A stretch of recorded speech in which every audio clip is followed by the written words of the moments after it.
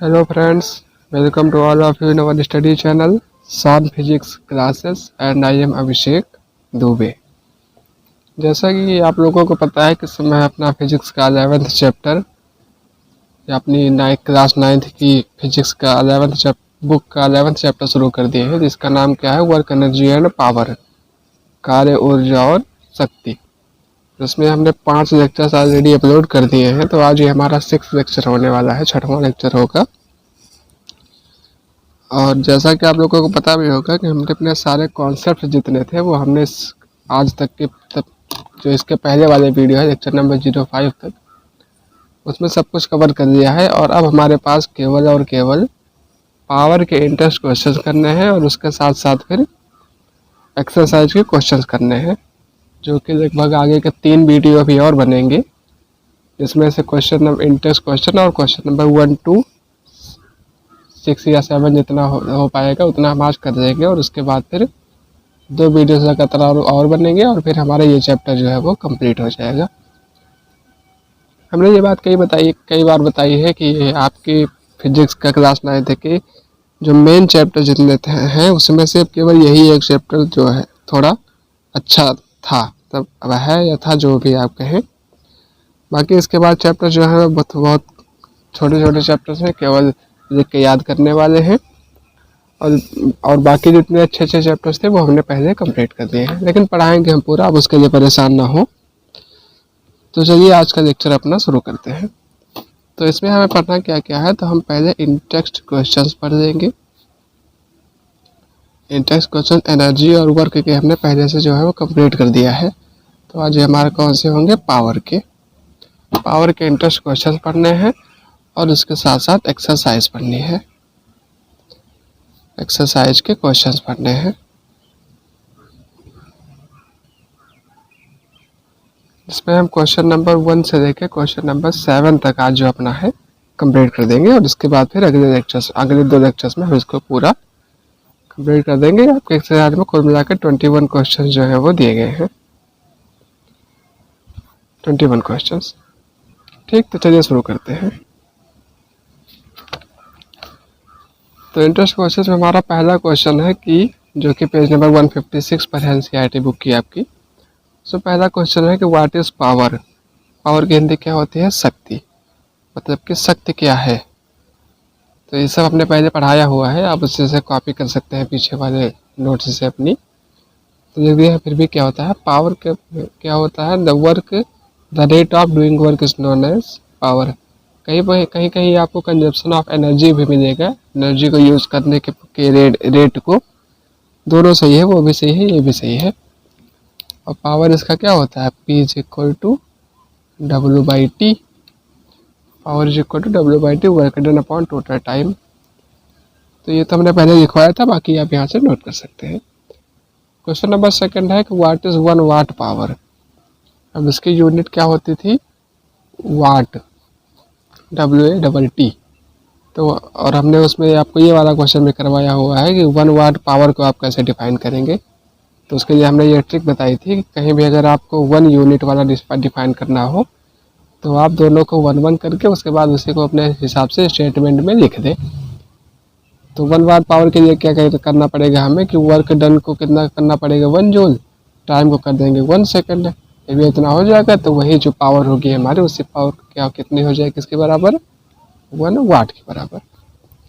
तो when a work of 1 joule is done in 1 second, जब 1 joule work 1 second में किया जाए, 1 जूल कार्य 1 सेकंड में किया जाए, तो the power is said to be कितना, 1 वाट। सेम वही बात है, अगर आप जानते हैं, अगर आप थोड़ा इसमें दिमाग लगा सकते हैं अपना, तो उसमें यही करना होता है। चाहे जहाँ भी आपको कहीं 1 यूनिट अगर डिफाइन करनी हो किसी भी चीज़ की, तो जो उसके फार्मूले में वैल्यूज आ रही हैं सबको 1 करके लिख दीजिए और वही बराबर हो जाता है 1 यूनिट जो भी हो उसकी।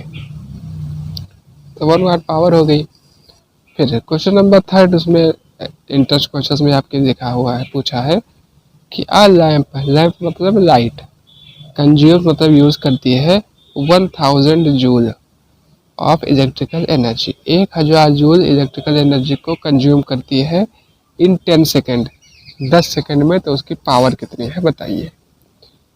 ठीक, तो देखिए, तो इसमें क्या है कि एनर्जी कितनी दी गई है, 1000 जूल, 1000 जूल एनर्जी दी गई है, और टाइम कितना दिया गया है, 10 सेकेंड। अभी हमने आपको ऊपर बताया कि ई को हम डब्ल्यू के बराबर लिख सकते हैं, वर्क डन जो है वो उसको हम एनर्जी के बराबर लिख सकते हैं, क्योंकि दोनों की यूनिट जो है वो बिल्कुल सेम आती है। तो 1 joules consume 1000 joule energy consume करता है, इसका मतलब ये भी हो रहा है कि वो 1000 जूल कार्य करता है। कितने टाइम में, 10 सेकेंड में। तो पावर हमारी कितनी आ जाएगी, P is equal to W by T, power is equal to W by T. तो कितना आ गया, 1000 जूल अपॉन 10 सेकेंड। तो इससे कट जाएगा, आ जाएगा हमारा 100 जूल पर सेकेंड। अब चाहे आप इतना लिख दें, चाहे इसी को चाहे तो वाट में भी लिख सकते हैं, क्योंकि वाट में तो यही चीज़ है। अगर आप इतना भी कर दे रहे हैं तो आपका आंसर बिल्कुल सही है, कहीं पर भी वो गलत नहीं है। ठीक, तो ये क्वेश्चन नंबर 3 था। 1 नंबर लाइक क्वेश्चन है ये, जो मेरे जो 1 मार्कर क्वेश्चन आते हैं MCQ वाले, उसमें इसी तरह क्वेश्चन जो है वो पूछे जाते हैं, टोटली फार्मूले बेस्ड।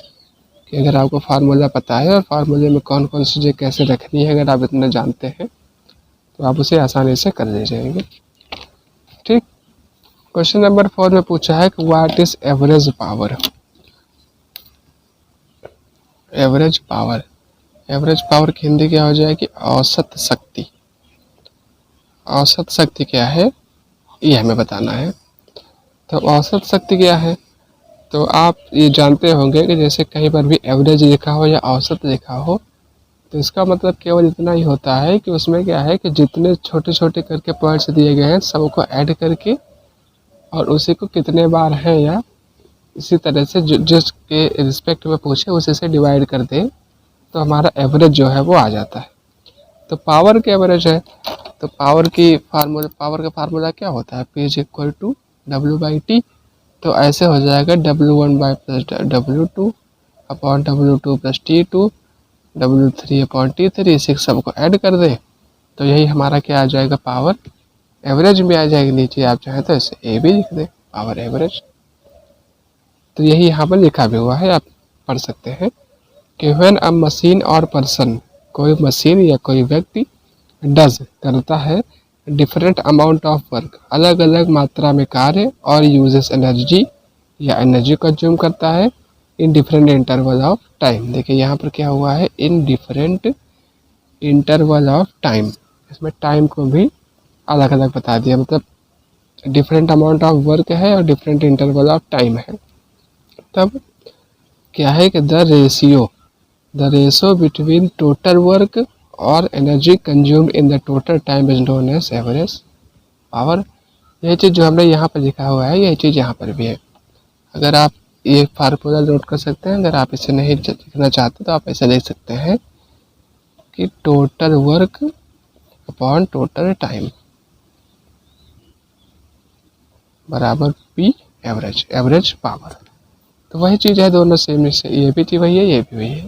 ठीक, तो इंटरेस्ट क्वेश्चंस में आपको कुल मिलाकर 4 क्वेश्चन दिए गए थे जो हमने यहाँ तक कंप्लीट कर दिया। अब हमारी यहाँ से शुरू होती है NCERT की एक्सरसाइज। NCERT एक्सरसाइज में आपके टोटल मिला के 21 क्वेश्चन दिए गए हैं, जिसमें हम 1 to 7 इस वीडियो में कवर करेंगे और उसके बाद फिर 8 to 14 उसके नेक्स्ट में, और फिर 15 to 21 उसके बाद नेक्स्ट में। क्वेश्चन नंबर 1 में आपके बहुत कुछ कंडीशन दिया है, और कंडीशन में आपसे ये कहा है कि इसमें आप ये बताइए कि किसमें वर्क हुआ है और किसमें वर्क नहीं हुआ है। क्वेश्चन नंबर 1 में आपको बहुत सारे कंडीशन दिया है, और इन कंडीशन में हमसे ये पूछा है कि आप ये बताइए कि कहाँ पर कार्य हुआ है, कहाँ पर कार्य नहीं हुआ है। तो अगर आप सबसे पहला वाला वीडियो देखे हो और वर्क के बारे में अगर आप बेसिक चीज़ें जानते हो, तो आप ये समझ लीजिए कि कहीं पर अगर फोर्स हो और फोर्स के साथ साथ वहाँ पर क्या हो जाए, डिस्प्लेसमेंट। जब ये दोनों कंडीशंस पूरी होती हैं तभी हम ये कह सकते हैं कि वर्क हुआ है, अदरवाइज वर्क जो है वो नहीं हुआ है। तो वही हमें यहाँ पर बताना है कि किसमें हमें ये चेक करना पड़ेगा, किसमें फोर्स है और किसमें डिस्प्लेसमेंट है। अगर दोनों चीज़ें हैं तो वर्क है, अगर एक भी चीज़ नहीं है तो ये कह देंगे सीधा सीधा कि यहाँ पर वर्क जो है वो नहीं हुआ है, सीधा सा बात है। तो इसमें पहले कंडीशन दी है, हम केवल कंडीशन लिख के और ये लिख दिए हैं कि हाँ इसमें कार्य हुआ है, इसमें नहीं हुआ है। रीजन हमने नहीं लिखा, रीजन हम आपको बता दे रहे हैं, आप अपने हिसाब से उसे नोट कर दें। तो देखिए, Suma is swimming in a pond. Suma एक लड़की है, वो एक पॉन्ड तालाब में तैर रही है। तो देखिए तालाब में तैर रही है तो उसमें क्या होगा कि वो अपने हाथ से ऐसे पानी को पीछे हटाएगी, और पानी को पीछे हटाएगी और उसी के साथ साथ फिर वो अपना आगे जाएगी। तो इसलिए हम कह सकते हैं कि यहाँ पर फोर्स भी है, डिस्प्लेसमेंट भी है। यस वर्क इज डन, हाँ कार्य हुआ है। सेकंड कंडीशन में क्या है, a donkey is carrying a load on its back. ये इम्पॉर्टेंट है, ये आपसे एक नंबर में पूछता है, क्योंकि इसमें आप बहुत सारे लोगों को ये लगता है कि हाँ ये तो होगा, बट इसमें आप ये देखिए कि जो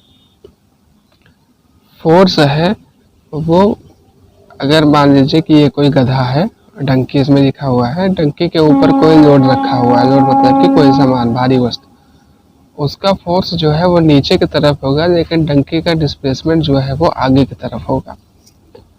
और आप डेफिनेशन में अगर देखें तो उसमें ये लिखा हुआ है साफ साफ कि in the same direction, same direction में ही होनी चाहिए।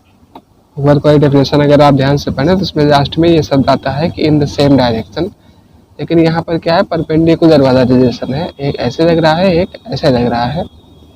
इसी वजह से यहाँ पर एक आ जाता है कि वर्क नहीं हुआ है, no work is not done. ये तो हो गया आपके क्लास 9th से समझने की वजह से, समझने के उद्देश्य से। जब आप क्लास 11th में जाएंगे तो यही सेम क्वेश्चन आपको क्लास 11th में भी मिलता है, लेकिन वहाँ पर फिर आपको वही जो कुछ दिन पहले बताया था ना कि डॉट प्रोडक्ट और क्रॉस प्रोडक्ट समझाए जाते हैं, तो वह डॉट प्रोडक्ट और क्रॉस प्रोडक्ट समझाने की वजह से वहाँ पर फिर वो कॉस थीटा करके आ जाता है। कॉस 90 की वैल्यू कितनी हो जाती है, 0। कॉस 90 की वैल्यू 0 होने की वजह से वर्क जो है वो, वहाँ पर देखिए वहाँ पर वर्क का फार्मूला हो जाता है force into displacement into cos theta. यही है फोर्स और डिस्प्लेसमेंट का ये डॉट प्रोडक्ट होता है कॉस थीटा। कॉस 90 की वैल्यू 0 हो जाती है, इसीलिए कहा जाता है कि वर्क डन हमारा कितना आ जाता है, 0। तो ये आप जाने देखिए, कोई आपसे कभी पूछ रहे तो आप बता दीजिए।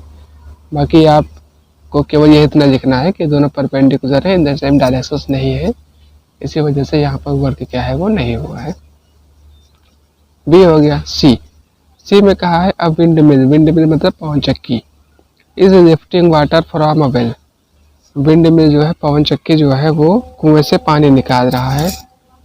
तो इसमें क्या है, फोर्स भी लगेगा ऊपर की तरफ, ऊपर फोर्स लगेगा, ऊपर पानी भी आएगा, डिस्प्लेसमेंट भी, फोर्स भी है, दोनों है। तो yes work is done. Reason हम नहीं लिखे हैं, रीजन आपको बता दे रहे हैं, आप इसे अपने लैंग्वेज में जैसे आपको समझ में आए वैसे आप लिख सकते हैं। डी में है कि a green plant is carrying out photosynthesis. Photosynthesis तो आप लोग जानते ही होंगे, वो पेड़ों में जो श्वसन क्रिया होती है उसे फोटोसिंथेसिस कहा जाता है। बायो में आप लोगों के सिलेबस में है ये।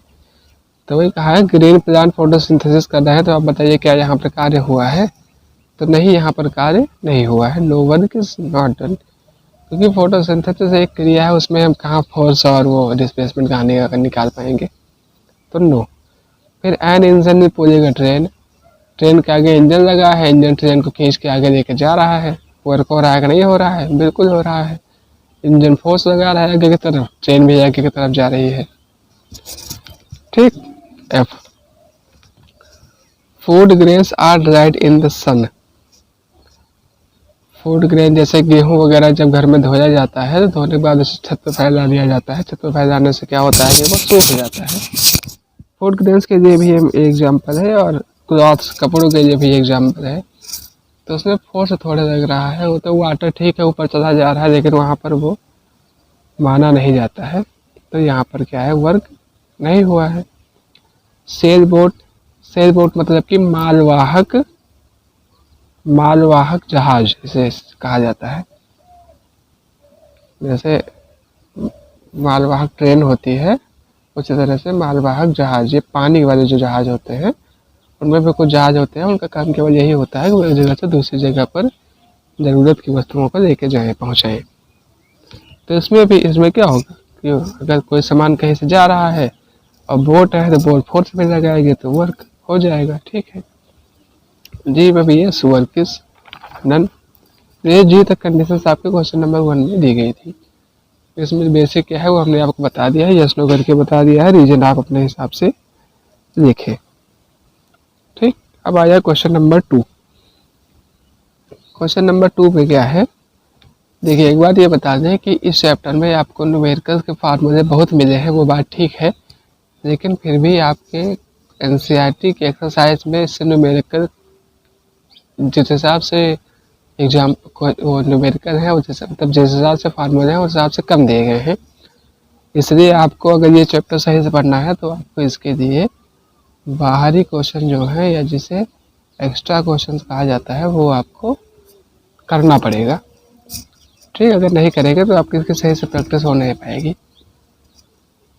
तो इसलिए आपको न्यूमेरिकल्स वाले क्वेश्चन जो है वो बाहरी किसी बुक से, एडिशनल बुक से आपको देख कर लगाने पड़ेंगे, क्योंकि इसमें ज़्यादातर क्वेश्चन ये लिटरेचर वाले हैं और बाकी जो है वो आगे मिलेंगे, भी 4-5 क्वेश्चन हैं लेकिन ज़्यादा नहीं है।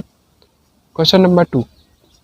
क्वेश्चन नंबर 2 में क्या है कि an object thrown at a certain angle, एक ऑब्जेक्ट है उसे कुछ एंगल पर फेंका जा रहा है, to the ground moves in curved path and falls back on the ground. देखिए यही वाली कंडीशन है, ये हमारा ग्राउंड है, यहाँ पर कुछ है, इसको ऐसे फेंका गया, ये वापस होके यहाँ पर आ गई। सॉरी, ऐसे नहीं है, ऐसे है, ऊपर फेंका गया, ऊपर से नीचे आ गई। पूरा क्वेश्चन पढ़ेंगे तो समझ में आ जाएगा। An object thrown at a certain angle, कुछ एंगल पर, सर्टेन मतलब होता है निश्चित है, लेकिन कितना है पता नहीं है, to the ground moves in curved path, curved path मतलब यही घूमते फिरते, and falls back on the ground, the initial and final point of the path of object lie on the same horizontal line. What is the work done by the force of gravity on the object? एक object को कुछ angle पर ऊपर फेंका गया है, वापस वो आके उसी ग्राउंड के हॉरिजॉन्टल प्लेन का मतलब हो, जैसे ये ग्राउंड है तो यहाँ से फेंकेगा, मान लीजिए यहाँ गिरी, यहाँ मतलब वो एक ही लाइन में उसके दोनों पॉइंट्स जो है वो आ रहे हैं। तो बताइए कि what is the work done by the force of gravity, force of gravity के द्वारा कितना कार्य किया गया है वही हमें इसमें बताना है। तो क्या है कि देखिए, the work done by the object due to force of gravity is 0। सीधा सीधा बात, वर्क डन 0 है, मतलब कि वर्क डन एक हिसाब से हो ही नहीं रहा है, तब कार्य नहीं हुआ है। फिर रीजन है because there is no displacement due to the same horizontal line through the point of projection. Point of projection जिस लाइन से है, पॉइंट ऑफ प्रोजेक्शन मतलब जहाँ से फेंका गया है और वापस जहाँ पर आ रही है, दोनों एक ही हॉरिजॉन्टल लाइन पर है, इसलिए हम कह सकते हैं कि यहाँ पर वर्क डन नहीं हुआ है, वर्क डन 0 है। नॉर्मल वही कॉस थीटा वाली कंडीशन इसमें भी लगती है। ठीक, तो क्वेश्चन नंबर 2 भी यही है, आप नोट कर लीजिए। Question number 3, a battery lights a bulb. अब देखिए ये इस तरह के क्वेश्चन भी आपसे पूछे जाते हैं। इसमें आपको ये करेगा कि 1 नंबर वाले या 2 नंबर वाले, 1-2 नंबर क्वेश्चंस में ऐसे लिखने को देंगे, 1 नंबर वाले क्वेश्चंस में आपको 4 कंडीशन लिख के दे देंगे जैसे नीचे आंसर में लिखी हुई है, और उसे भी आपको बताना होता है कि कौन सा सही है कौन सा गलत है। इंपॉर्टेंट क्वेश्चन पर मिला के।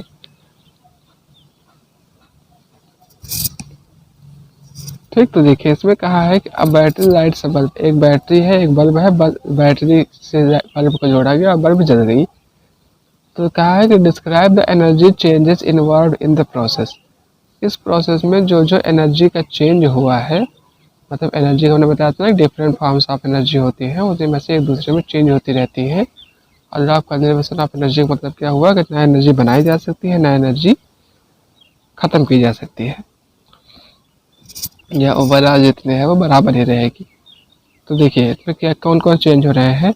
With in the electrical cell, electrical cell के अंदर एक कुछ चेंज होंगे और कुछ चेंज फिलामेंट में होंगे, मतलब बल्ब जलेगी तब। इसमें क्या है कि द केमिकल एनर्जी जो है, केमिकल एनर्जी मतलब कि सेल के अंदर जो मटेरियल्स भरे होते हैं वो केमिकल होते हैं, तो केमिकल में जो एनर्जी होगी वो चेंज हो जाएगी किसमें, इलेक्ट्रिकल एनर्जी में। ठीक, और फिर इलेक्ट्रिकल एनर्जी जो फिलामेंट में मिल गई, और फिलामेंट से जब इलेक्ट्रिकल एनर्जी निकलेगी तब वो 2 तरीके से निकलेगी। पहला होगी हीट एनर्जी और दूसरा निकल जाएगी कौन सी, लाइट एनर्जी। जैसे ठंडी में, गर्मी में तो नहीं महसूस होता है, लेकिन ठंडी में जैसे आप कहीं पर, जैसे कहा जाता है कहीं कहीं कि ज़्यादा वाट वाली बल्ब लगे, ज़्यादा पावर वाली, तो ज़्यादा एनर्जी होगी, जिससे कमरा गर्म रहेगा।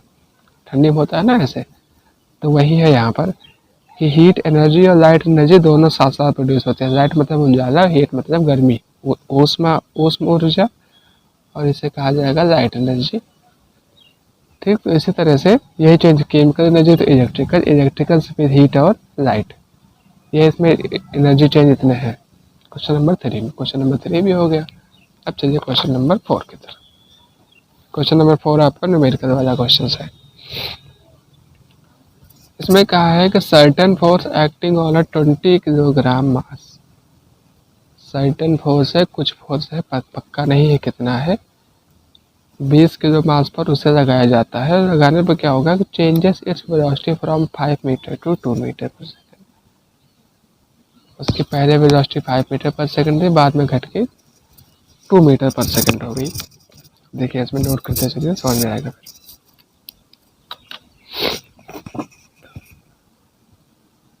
वो फोर्स निकालना है, तो हमें पता नहीं है। उसके अलावा हमें क्या पता है कि मास कितना है, 20 किलोग्राम। फाइनल वेलोसिटी इसकी दी गई है, चेंजेस इस मतलब कम कर दिया है ना, तो फाइनल वेलोसिटी इसकी है 2 metre per second, initial velocity इसकी है 5 मीटर पर सेकेंड। फोर्स निकालना है, फोर्स नहीं निकालना है, work done by the force मतलब वर्क निकालना है, फोर्स नहीं। Work done by the force, force के द्वारा किया गया कार्य निकालिए, वर्क। तो देखिए एनर्जी का फार्मूला क्या होता है, ये मानिए आप, काइनेटिक एनर्जी का फार्मूला क्या होता है, half m v square. Object motion में इसलिए हम कह सकते हैं कि काइनेटिक एनर्जी यहाँ पर लगेगी। काइनेटिक एनर्जी को हम वर्क डन के बराबर भी लिख सकते हैं। ये बात आप हमेशा इस चैप्टर के लिए जाने रहिए, कहीं पर भी एनर्जी का फार्मूला लगाना हो, कहीं पर भी वर्क डन का फार्मूला लगाना हो, तो जो भी फार्मूला लगे आप वो लगाइए, और 99% कंडीशंस में दूसरी वाली वैल्यू रख दीजिए, आंसर आपका बिल्कुल सही आएगा। ठीक, तो ये हो गया।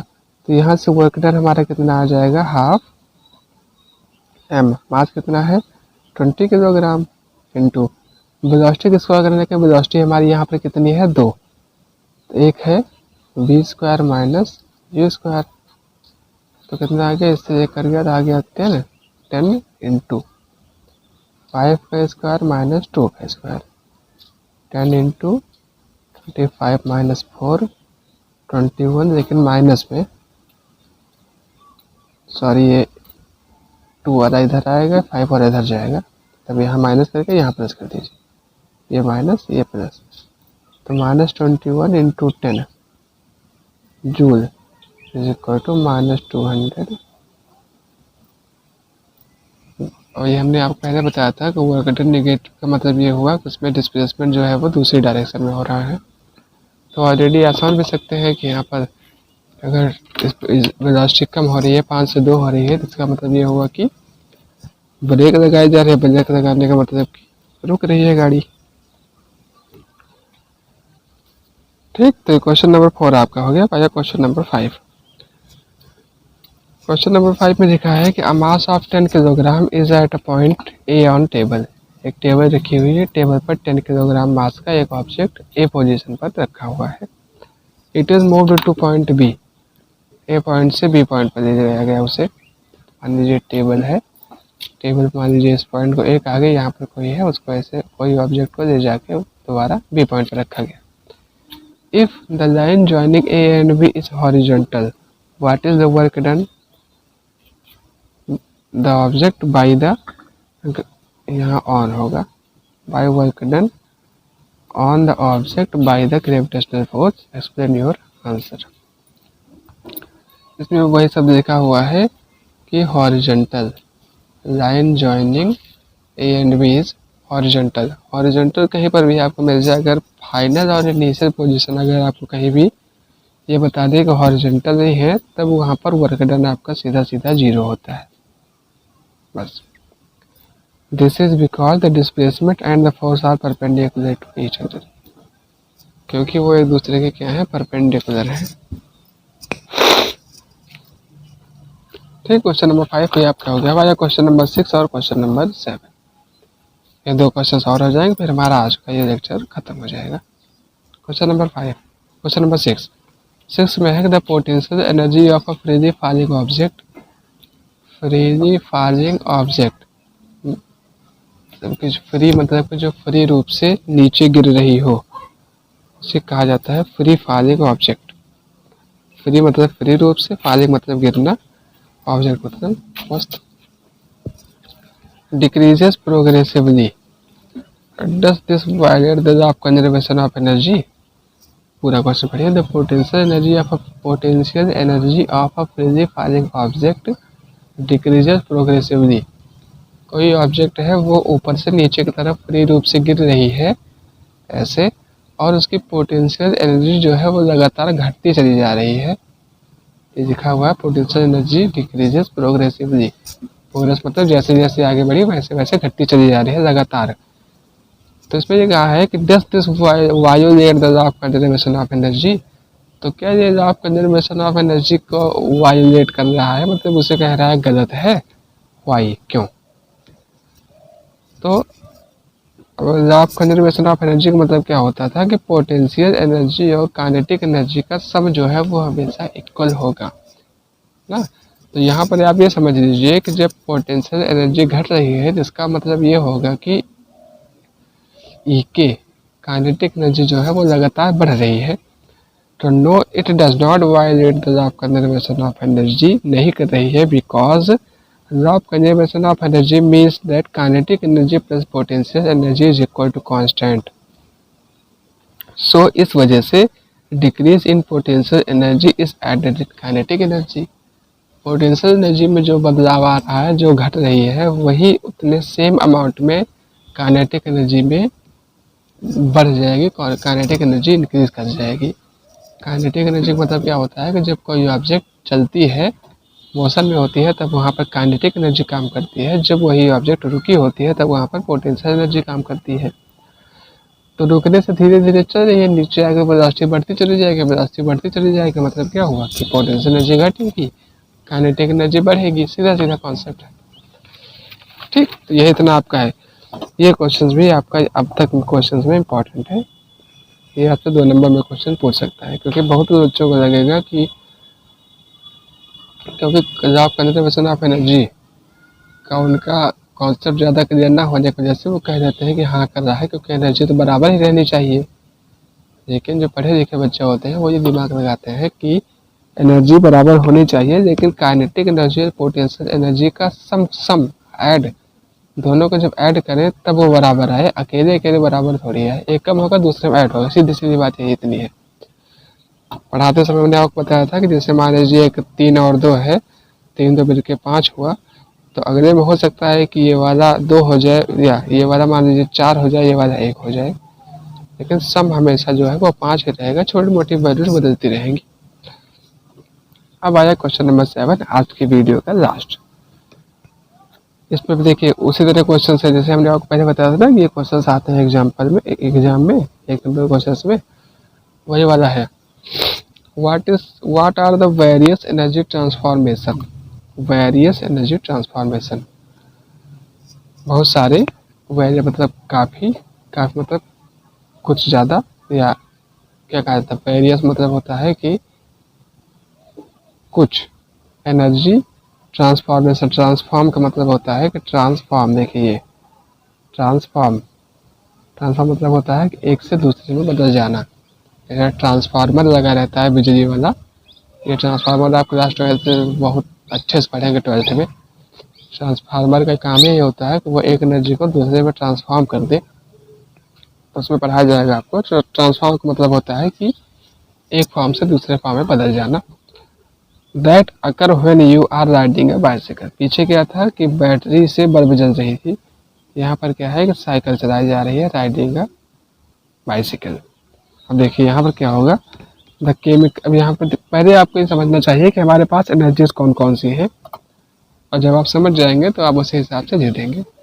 तो देखिए the chemical energy of food, हमने खाना खाया, खाना खाने से हमें एनर्जी मिली, जिस एनर्जी का क्या नाम है केमिकल एनर्जी। केमिकल एनर्जी किस में चेंज हो जाएगी, हीट एनर्जी।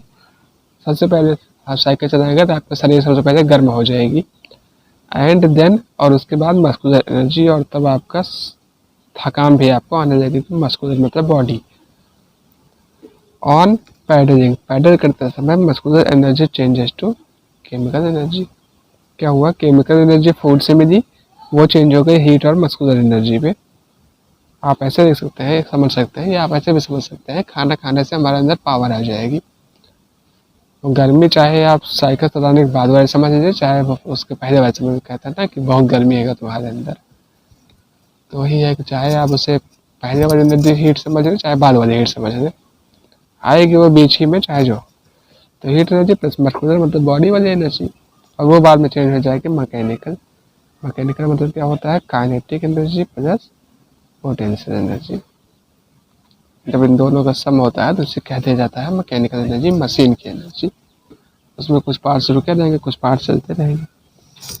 तो इसी के साथ हमारा आज का लेक्चर ख़त्म होता है, जिसमें हमने अपनी इंटरेस्ट क्वेश्चन कंप्लीट कर दिए हैं पावर की, और एक्सरसाइज के क्वेश्चन नंबर 1 to 7 कंप्लीट कर दिया है। हम अपने अगले वाले वीडियो में क्वेश्चन नंबर 8 से लेकर 15 तक कवर करेंगे, 14 तक, और फिर उसके नेक्स्ट वाले वीडियो में उसके आगे क्वेश्चन जितने हैं 21 तक, उसे सब कंप्लीट करके फिर हमारा ये वीडियो, ये चैप्टर जो है वो कंप्लीट हो जाएगा। तो ठीक है, तब तक के लिए पढ़ाई लिखाई करते रहिए। Thank you, all the very best, God bless you.